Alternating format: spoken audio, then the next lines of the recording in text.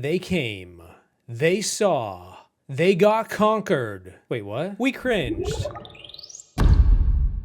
And we just can't stop cringing. Hello, Internet. At the end of my top 10 most cringe Survivor players video, I left you with a few hooks to other players who could have made the list had it been longer. And while I did also make a video talking about the most toxically cringe players as well, I didn't want to leave you hanging like Debbie on the branch for too long with another 10, so here we go. 10 more of the most cringe Survivor players to ever Survivor. With a massive resume to boast and a plethora of moments to go around, I gotta start this list with perhaps the greatest challenge beast in Survivor history. You know who I'm talking about, no, not Chet, it's Ozzy. From season 13, 16, 23, and 34. We're mostly gonna focus on season 16 and 23 as he gives us some fantastic moments to remember, particularly when it comes to his showmance with Amanda, or how he handled losing a potential new showmance with Elise in South Pacific. The guy just doesn't handle losing well and will stop at nothing to make himself look goofy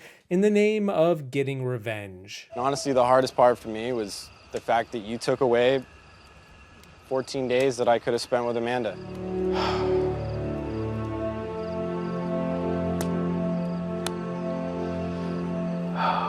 I really am having feelings that I've never really felt before and have never, I honestly feel like I started to fall in love with you. I'm glad I didn't win Cook Island so that I could be here and have met you. Ozzy, what's going on with this love affair? Is it still on?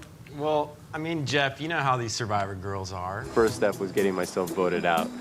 Second step, getting her to believe that. Third step, beating her and giving the other tribe false information. I gave pretty much everything to my tribe, and then we lose one challenge because somebody can't operate a clip, and that ends up being the person that sends me here. You play the idol, you don't even, but I thrive with the pressure to come back in the game for revenge, basically. And now that I'm looking at the names coming up in this video, Ozzy's probably the only serious player on this list, surprisingly. Although, I guess if we're going to consider someone as a potential threat to win a season, then it's gotta be the second person in the video, and that is Rodney from season 30, Worlds Apart. Rodney is best known for using his tattoos to woo over the women, make sexist remarks, and take long sit-downs on the beach to wash pots and pans on his birthday. Girls need to hold themselves to a higher standard than guys. That is such crazy logic to me. If you go to a club, you never know what you're getting. That's why you don't hook up That's with why people you don't from a meet club. people at a club. Or the bar. Or you can hook up with somebody at a carnival or a museum. It doesn't matter. And if you think women should hold themselves to a higher standard, then you should hold yourself to a higher standard. All I was trying to say was that I think girls should hold themselves to a higher standard than men. That mentality. It's not, men are dogs, but we want angels. That's how me and my boys are, man. Rodney, you continue to be shut out of these rewards. It's my birthday too today, Jeff.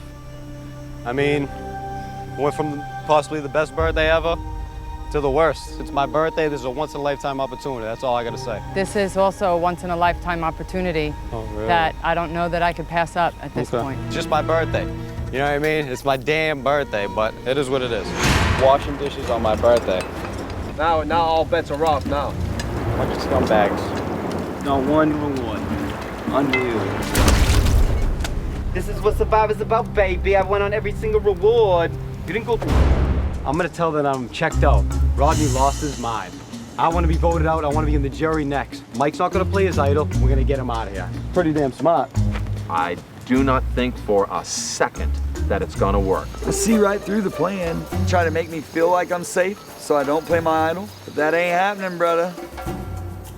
Not an idiot. Just because I talk slow don't mean I think slow. But why stray far from this bountiful apple tree? There's probably a few more apples on the beach around here somewhere. Hey, hold up, bro. We got a couple of white collar superfans who can't wait to tell you all about how much they love being bad at Survivor. Max and Shireen. 2 for the price of 1. Between getting buck naked to howling like a howler monkey to putting your warty feet in the drinking pan, as Jen aptly puts it, it's a 2-horse race for who can get voted out next. There it is. The new and improved Richard Hatch. Hatch 2.0. What are your plans for the rest of the day? Not look at that. He's kind of a trendsetter. Wait, she's asked me. What, like it surprises you? Dude, dishwashing. Oh, you're filling the clean pot? Just filling that with water and then just washing it. So the main pot takes forever to clean, so I'll just keep doing it those. What's on the bottom of your foot? Is that a planter? Yeah, sorry, that's gross. So Max sticks both of his feet in our drinking water pot. Who is more annoying, Max or Shireen? It's exactly like a horse race. Is it Shireen? No, here comes Max with his footwork. Oh, but here comes Shireen with her little annoying whatever's about Survivor. Oh, but here's Max again. Who's gonna get voted out tonight? Who's the most annoying? If anybody has a hidden immunity idol and you want to play it, now would be the time to do so. Hey, Jeff, hold up, bro. I just always wanted to say that.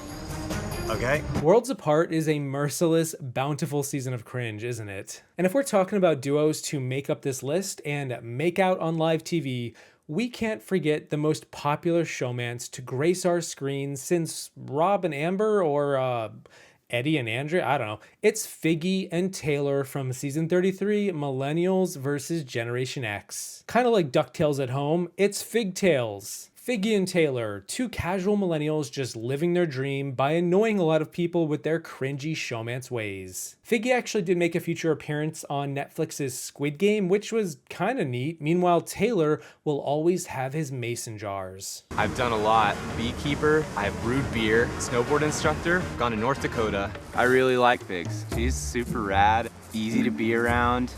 I mean, she's really beautiful, and it's just like, love goggles. I didn't come here for romance, but oh my God, those blue eyes, they are dangerous. Getting pretty good at this. And I was like, y'all can't be for real. You stink, your mouth is nasty, you got sand in your drawers, and you kissing somebody. That's disgusting. Millennials are dreamers, and I'm dreaming big. Figgy and Taylor are freaking stupid, man. Hello. So Taylor and I are like a thing. It's obvious, and she was shocked. She thought they'd been doing a great job hiding it. Well, like I just didn't want it to be like a secret type of thing. And I appreciate you saying something, but not surprised. But who knows, maybe Adam's double-crossing us and he's way smarter than we think he is. Unlikely. Sixth person voted out of Survivor, Millennials versus Gen X. Figgy. I get this idea. I'm like, I'm pretty good with mason jars and, canning stuff. I put so much stuff in there. I was just like, I'm gonna try to eat as much of that as I possibly can. You know what rhymes with jars? Bars. Living a dream on Ponderosa. Swung for the fences, I call it Sammy Sosa. Hot damn, that was a bar. No, Eddie, we're not talking about dog bars. Yeah, the seventh player on this list is the one and only Noble One. It's Chris Noble from season 36, Ghost Island. Chris is Hot Boy Summer, the Survivor player. He's giving Zoolander. He's giving better than this energy. He is giving I am getting voted out with an idol in my pocket, having never cast a vote the entire season. And I know some people might wonder how Lisi's music video from part 1 surpassed his in the cringe factor, and the answer is pretty simple. Chris is a bop. Lisi was in Tidy Whities. You know, when you're a big athletic guy and charismatic like I am, I won't lie to you, it's exhausting. I look at myself as my own entrepreneur, even though I'm not investing in a million things right now. I see myself investing in me. He's a guy that likes to hear himself talk. Oh, your mom? I haven't told anybody. Ooh. Actually, I told Livy. People think that models might be self-absorbed, they might be dumb, just a lot of things that might not be beneficiary to me in a tribe setting. Oh, dude. He's a joke because some of the things that come out of his mouth are just so ridiculous. I would love to compare myself to, like, the Dwayne Wades, man. I started from the bottom and now I'm here. And then we've got the ever so lovely Nora from season 39, Island of the Idols. The woman who didn't fit in and preferred to fit out, as she put it. She was a freak and a geek and somehow went from working with Jason in the premiere because he reminded her of her ex to falling in and out and then back into a one-sided flirtmance with Dean. You know, when you think about that, it really bookends her experience. Even Boston Rob couldn't contain her, and he was with her for like 10 minutes. As each day goes by, it gets harder to be around Nora. Everyone should always bring wood and keep it by fire. The firewood should be loaded, it should always be there. And people can just level up. Bottom line, we would not be eating breakfast every day. We would not have a fire just going continuously.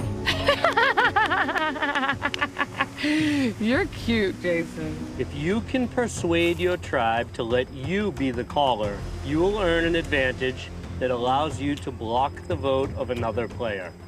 In my opinion, Nora's the last person you'd want in the calling position. She cannot coherently communicate anything to anyone. It says that you guys have to unanimously agree on the role that I play in that challenge. How can we assign you a role without you telling us what the challenge is? I basically just say, yes, we unanimously decide that Nora can pick the role to do, and then I get to tell you the whole detail. Everyone's gonna be blindfolded, and there's a caller. Yep.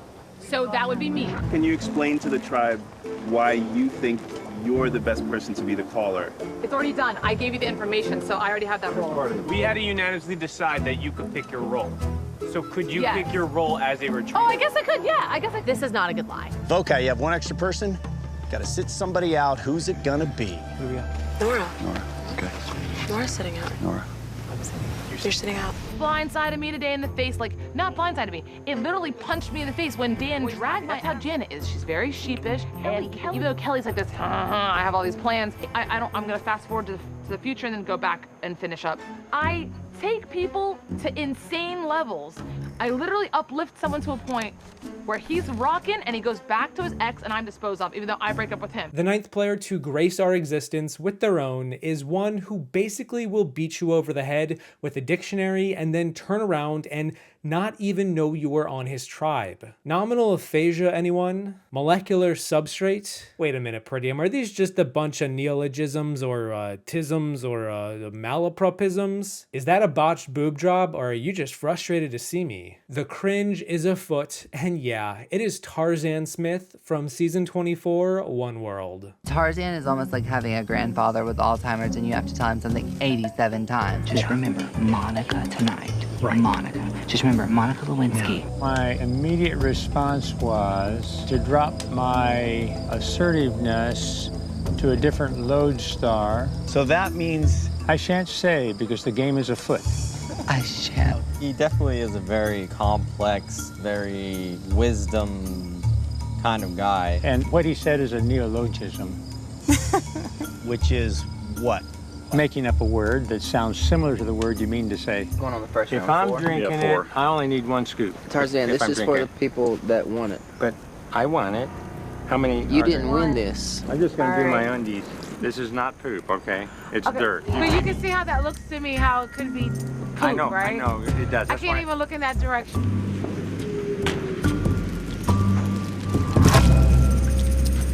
Okay, it's not poop, it's dirt, I swear. It's not that contagious. I'm gonna go puke, I'll be right back. Who has a positive attitude? Who brings everyone up when everyone's down? Who's just a good person to be around?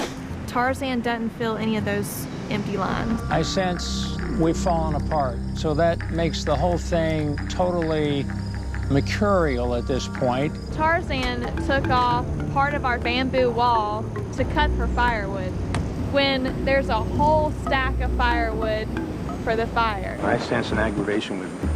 And I don't know if it's because you've had surgery, and I'm a plastic surgeon, and you don't like your plastic surgeon or something. I mean, is this guy for real?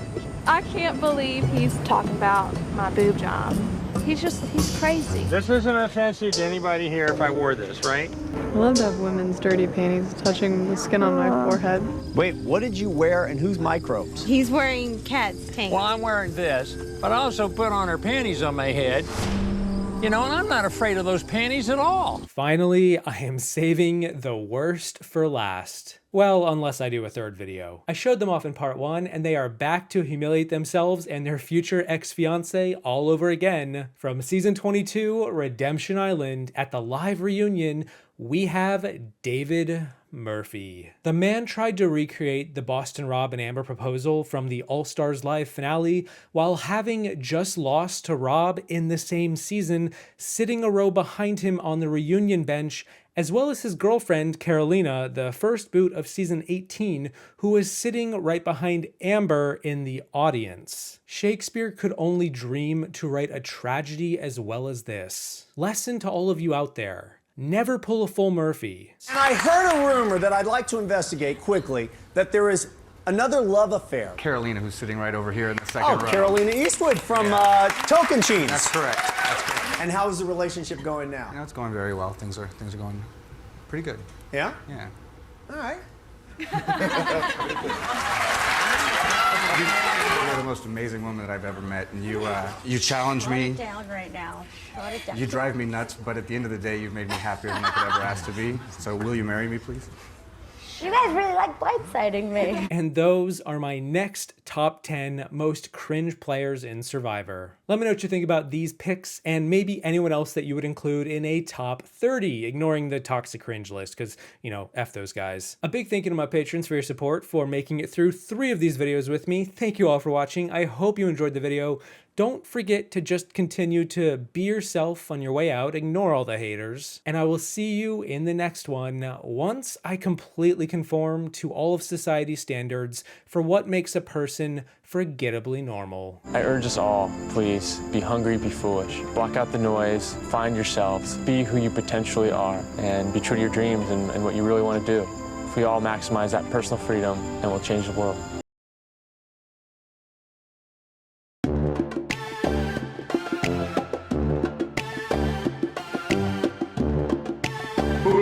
Fiji. Living a dream on Ponderosa. Swung for the fences, I call it Sammy Sosa. We juice all day and toss the corks in the roasters. Probes on deck, feel the burn when he hosts ya.